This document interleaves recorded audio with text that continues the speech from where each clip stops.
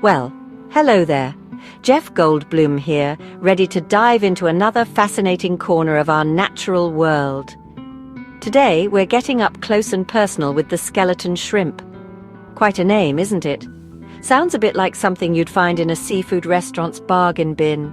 But trust me, there's much more to these little guys than meets the eye. First things first, let's clear up a common misconception. Despite the name, the skeleton shrimp isn't actually a shrimp at all. It's more like a very distant cousin twice removed. They belong to a group called caprolid amphipods, which are more closely related to, wait for it, sand fleas. Yes, you heard that right. Those tiny critters hopping around on the beach.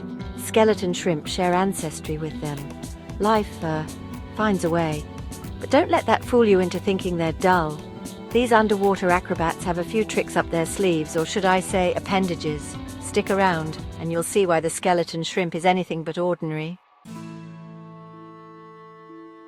So, what does a skeleton shrimp actually look like? Picture this. A slender, stick-like body, almost skeletal, hence the name, right? They're masters of camouflage, blending seamlessly into their surroundings. Think of them as the stick insects of the sea. But here's where things get interesting. These guys are all legs.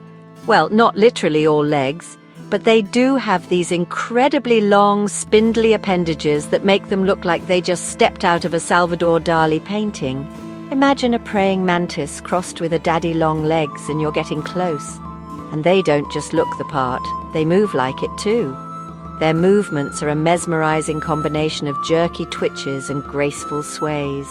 They use those long legs to cling onto seaweed or other underwater structures, swaying back and forth with the current like, seaweed themselves. It's a good thing they're not auditioning for a dance competition, but hey, who am I to judge? Now, where would one find these leggy wonders? Well, skeleton shrimp are quite at home in the bustling metropolis of seaweed forests and kelp beds. Think of it as their version of New York City, a little chaotic, a lot crowded, but always buzzing with life. And like any big city, there are bound to be some interesting characters. Skeleton shrimp share their neighborhood with a diverse cast of critters: sea slugs, snails, tiny crustaceans, the occasional grumpy crab. It's a real melting pot down there. But don't let their delicate appearance fool you. Skeleton shrimp can hold their own in this underwater jungle. They're surprisingly strong for their size, able to withstand strong currents, and even fend off predators with those long, whip-like appendages. They may be the underdogs, but they're not backing down without a fight.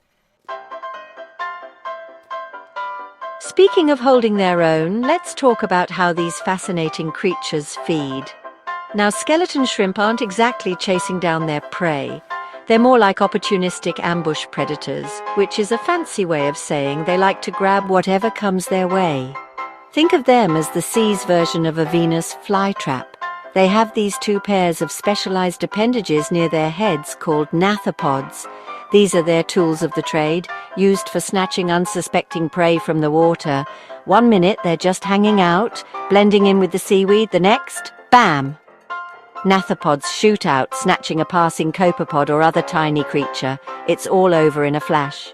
But here's the thing about skeleton shrimp. They're not above a little trickery. They've been known to steal food from other animals, particularly those slow-moving filter feeders. It's a bit cheeky, but hey, a shrimp's got to eat, right? And who are we to judge their methods? After all, in the underwater world, it's often a case of eat or be eaten.